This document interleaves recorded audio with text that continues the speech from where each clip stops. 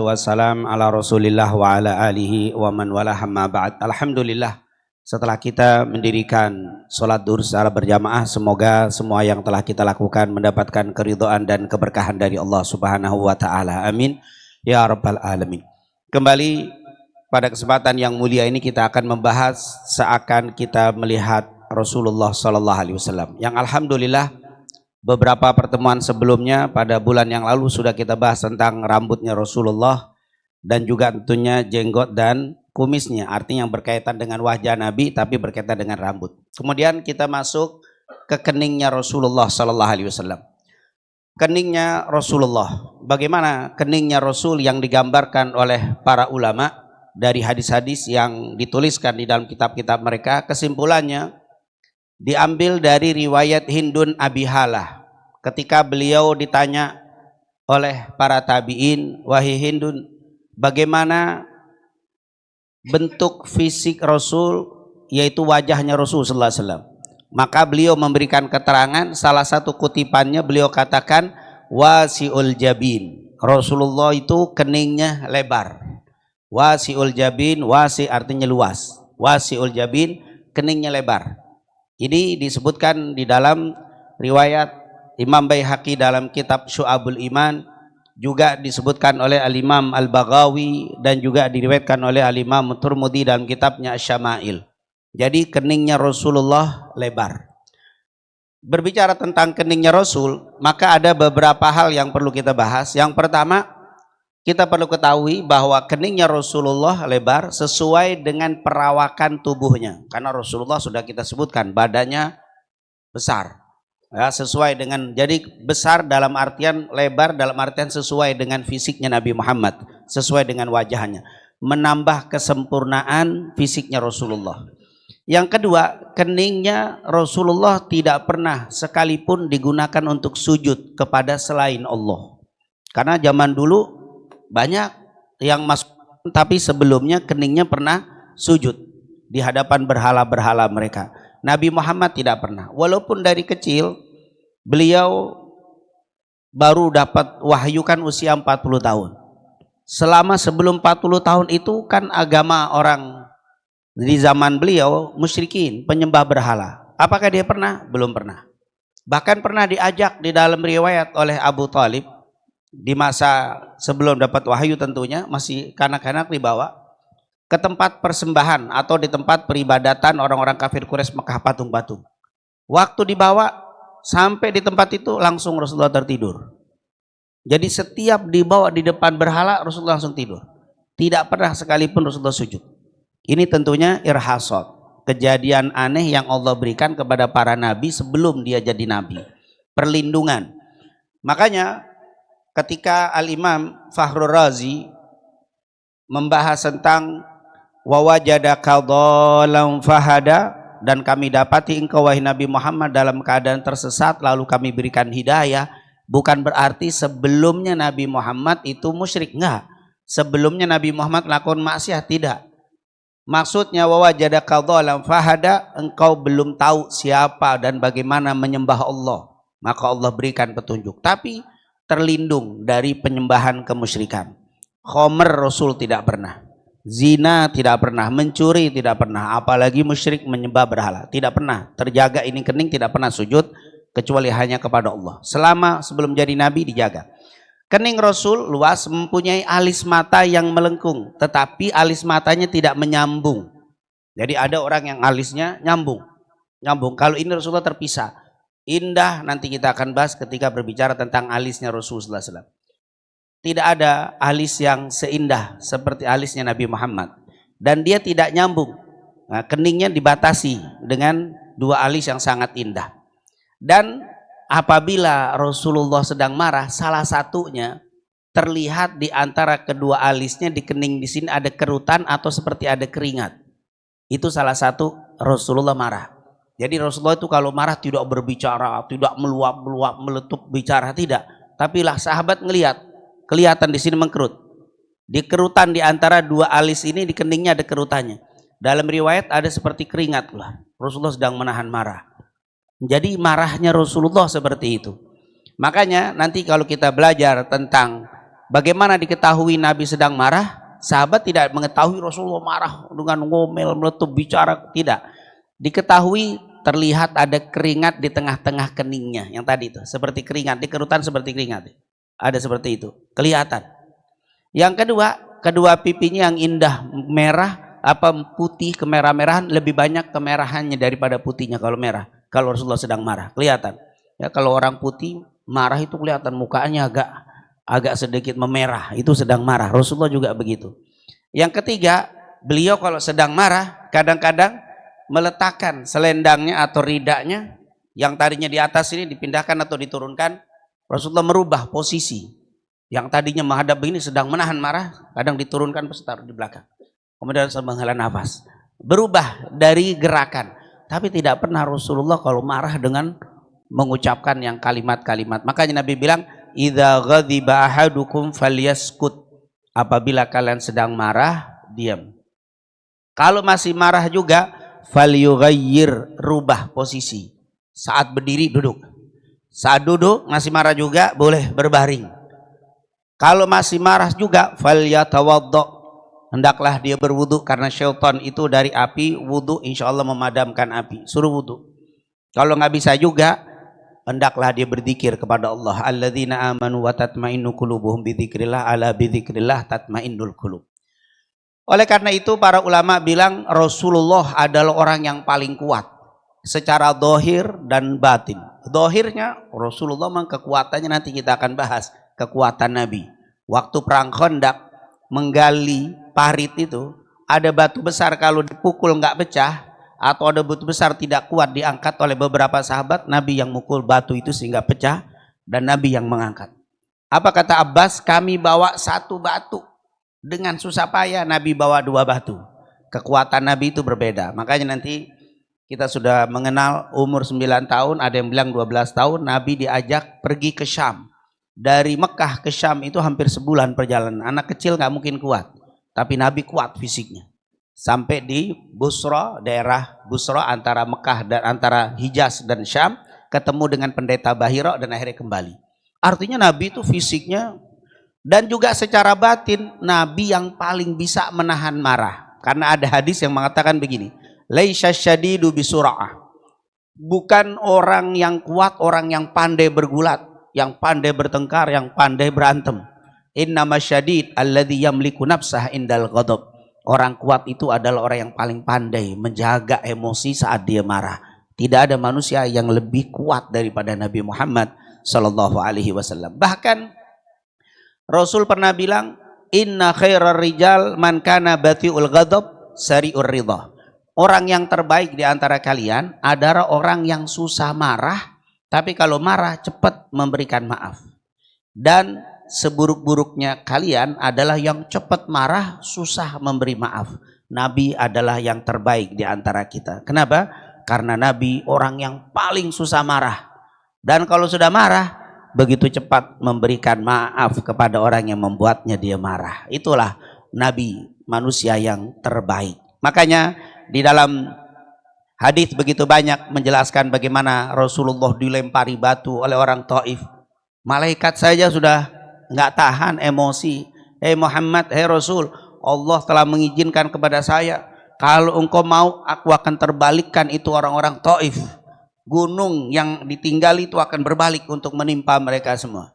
Kata Rasul, jangan wahai Jibril, jangan wahai malaikat. Mereka tidak tahu kalau aku seorang Rasul. Kalau mereka tahu, tidak mungkin mereka melempari aku batu. Allahumma hdi qaumi fa innahum la ya'lamun. Ya Allah, berikan hidayah kepada kaumku. Semoga mereka nanti dapat hidayah dan mereka tidak tahu ya Allah kalau mereka melempari aku karena mereka tidak tahu. Kalau mereka tahu aku Nabi, tidak mungkin mereka melempariku batu.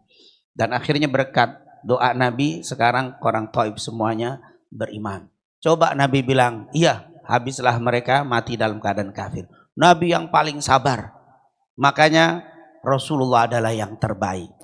Kemudian berbicara tentang kening Nabi, ada pembahasan sedikit. Apakah kening Rasul itu hitam? Ada hitamnya di sini. Apa bersih sama sekali? Yang pertama, Rasul dan para sahabat, walaupun mereka selalu sujud di atas sajadah yang kasar dan terkadang di atas pasir, tetapi tidak ada riwayat yang menyebutkan kening Rasul dan para sahabat hitam. Ini disebutkan dalam Baihaqi dalam kitab Sunan Al-Kubra. Kemudian juga berkata Salim bin Nadhr, seseorang datang menemui Ibnu Umar dan mengucapkan salam. Dan ketika dilihat ternyata keningnya hitam. Maka Abdullah bin Umar berkata, "Man anta? Siapa kamu?" Qala ana hadinuka fulan. Saya anak asuhnya fulan. Qal wa ra'a baina ainai sajdah sauda. Abdullah bin Umar melihat di antara tempat keningnya, dia tempat sujud, ada sauda, ada warna hitam. Wa qala ma hadzal athar baina ainai. Apa ini? Sebab apa ini warna hitam di antara kedua matamu? Qal faqad sahibtu Rasulullah, kata Abdullah bin Umar, sungguh aku telah menemani Rasulullah. Wa Abu Bakar, menemani Abu Bakar, wa Umar, menemani Umar, wa Utsman, menemani Sayyidina Utsman. Fahal taraha huna bisyai? Apakah engkau melihat, engkau tahu di sini ada sesuatu? Tidak ada. Rasul tidak ada bekas sama sekali, bersih, terang benderang. Abu Bakar, Umar, Utsman juga tidak ada. Hadits riwayat Imam Syu'ab, Imam Baihaqi dan dalam kitab Syarah Sunan Al-Imam Al-Baghawi. Kemudian ada hadis dari As'ad ibn Sa'ad, sungguh Ibnu Umar melihat ada seseorang yang pada dahinya terdapat bekas sujud. Ibnu Umar berkata, "Ya Abdullah, inna suratar rajuli wajhuhu." Hai Abdullah, wahai fulan, wajah orang itu menunjukkan ketampanannya. Fala tasyik suratak, maka jangan engkau rusak suratmu, bentukmu dengan dibuat warna hitam. Ini nanti kita dengar sampai habis. Aun mengatakan Abu Darda melihat seorang perempuan yang pada wajah terdapat kapalan, semisal kapalan yang ada pada seekor kambing. Maksudnya di keningnya. Laulam yakun hadza biwajhiki kana khairan laki. Seandainya itu tidak ada di wajahmu wahai wanita, itu akan lebih indah untukmu. Berkata Umar bin Khattab dan Utsman bin Affan, siapa yang memperbaiki hatinya, maka Allah akan memperbaiki penampilan lahiriahnya. Hadits riwayat Imam Baihaqi.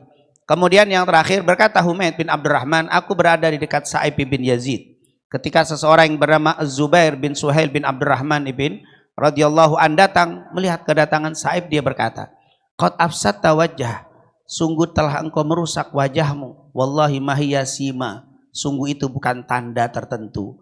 Wallahi laqad sallaitu ala wajhi mud kadza wa kadza, sungguh aku telah sholat sekian tahun begini dan begitu. Ma athara sujud fi wajhi syai'a, tapi tidak ada bekas hitam di wajahku sedikit pun.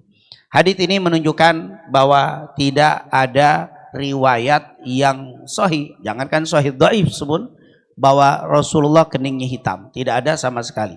Dan tentunya ada kesimpulan yang sangat bagus, tidak mengapa bagi seseorang keningnya hitam, disebabkan faktor beberapa di antaranya karena tipis atau sensitifnya kulit seseorang, nggak jadi masalah. Jadi yang hitam pun nggak ada masalah, tapi yang tidak hitam pun nggak ada masalah. Terlalu kasar mungkin tempat sujudnya sehingga menyebabkan keningnya hitam. Oleh karena itu Syekh Utsaimin mengatakan hitamnya kening seseorang bukan sebagai tanda bukti banyaknya sujud, tetapi itu mungkin karena sensitif kulitnya atau karena kasar tempat sujudnya. Alhamdulillah, berarti kita tidak perlu untuk memaksakan diri untuk supaya hitam. Dan juga yang tidak ada kening hitam jangan dianggap kurang sujud, karena begitulah yang disampaikan oleh para ulama. Nah, ada, ini sebenarnya bukan pembahasan tentang ini, tapi ini berkaitan karena ada yang menganggap surat Al-Fatah di ayat 29 harus hitam. Kenapa? Kalimatnya begini, Muhammadun Rasulullah walladzina ma'ahu asyidda 'alal kufar ruhama bainahum tarahum ruk'an sujjada yabtaguna fadlan minallahi wa ridwana. Ada kalimat di situ, simahum fi wujuhihim min athari sujud.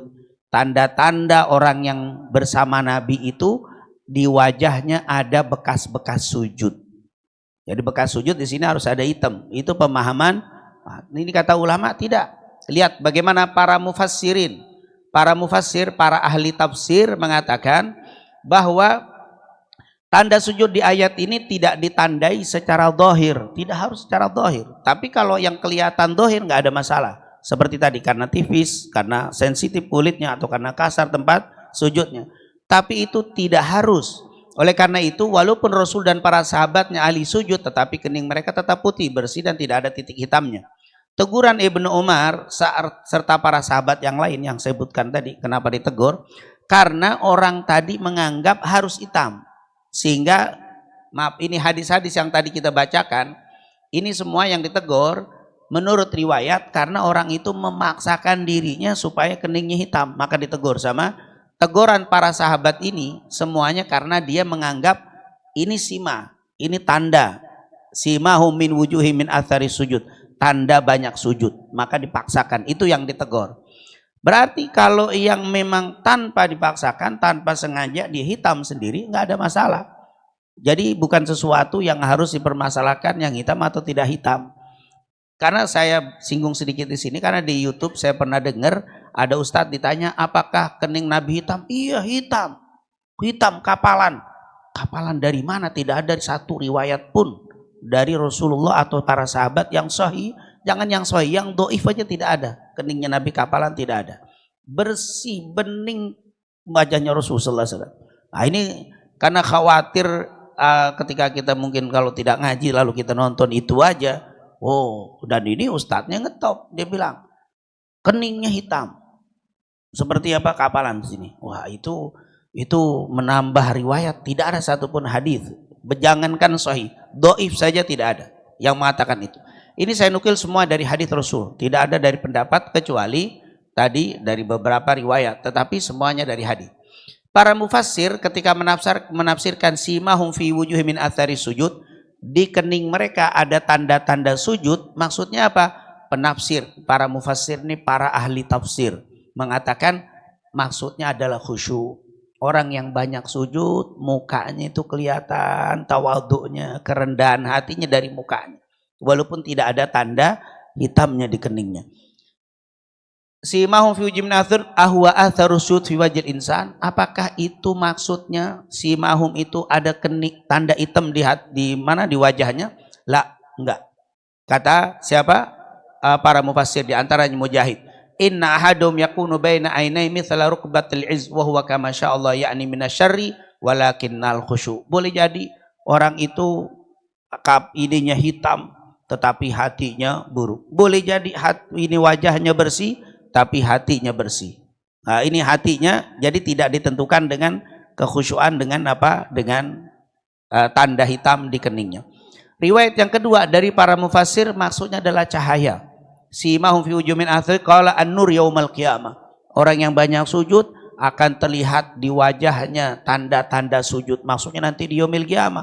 Kan ada hadis Abu Hurairah Bukhari Muslim. Rasul pernah ditanya, "Ya Rasulullah, ata'rifuna yaumal qiyamah?" Ya Rasul, nanti di hari kiamat kan semua manusia kumpul. Apakah engkau tahu kalau kami sebagai umatmu? Iya, aku tahu itu adalah umatku atau bukan umatku. Dari mana? Simahum fi wujuhi min athari sujud. Kelihatan bekas sujudnya keluar cahaya. Aku mengetahui tanda-tanda kalian. Dalam riwayat yang lain, ghurral muhajjalin, yaitu apa? Bercahaya karena bekas air wudunya.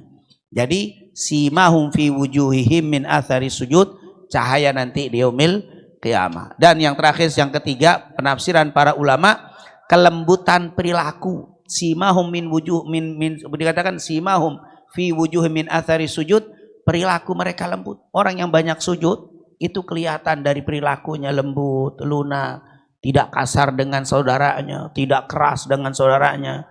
Dia sangat penuh kasih sayang. Itu simahum fi wujuhihim min athari sujud. Lihat dikatakan di sini oleh Ibnu Abbas.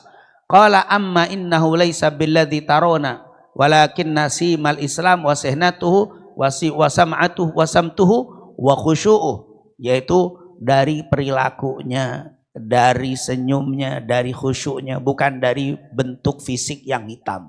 Itu kata Ibnu Abbas. Walaisal murad bihi ma yasnahu ba'dul jahla al-mura'in minal alamah fil jabha. Yang dimaksud dengan kalimat ini bukan seperti orang yang enggak faham.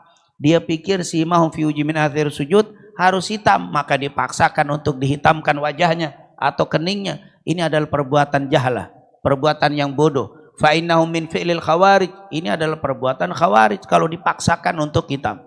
Wa fil hadits inni la abghadur rajul wa akrahu idza raaitu baina aini athar sujud. Ini kalimat yang disampaikan oleh para ulama. Alhamdulillah, maka menyembunyikan amal merupakan amal yang dianjurkan. Kalau kita banyak ibadah, jangan ditampakkan kita banyak ibadah di depan orang. Tetapi kadang-kadang Allah tampakkan dengan dikeluarkan hitam di kening kita. Itu tetap itu sebuah nikmat. Maka jaga, jangan menjadikan itu sombong, jangan menjadikan itu malah kita menjadi merasa lebih hebat atau menjadi lebih banyak sujud dibanding yang lainnya. Jadi alhamdulillah ini adalah penjelasan berkaitan kening Rasulullah. Insya Allah pada pertemuan akan datang kita membahas kembali tentang sifat-sifat Rasul, mungkin dari hidung, dari mata.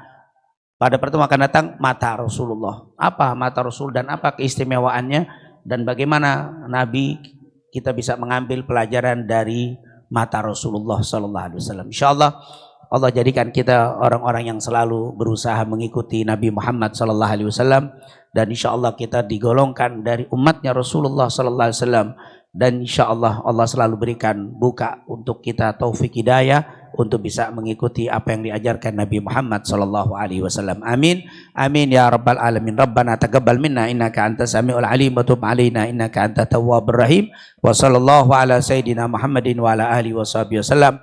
Walhamdulillahi rabbil alamin. Subhanakallahumma wa bihamdika asyhadu an la ilaha illa anta astaghfiruka wa atubu ilaik. Lebih kurangnya wassalamualaikum warahmatullahi wabarakatuh.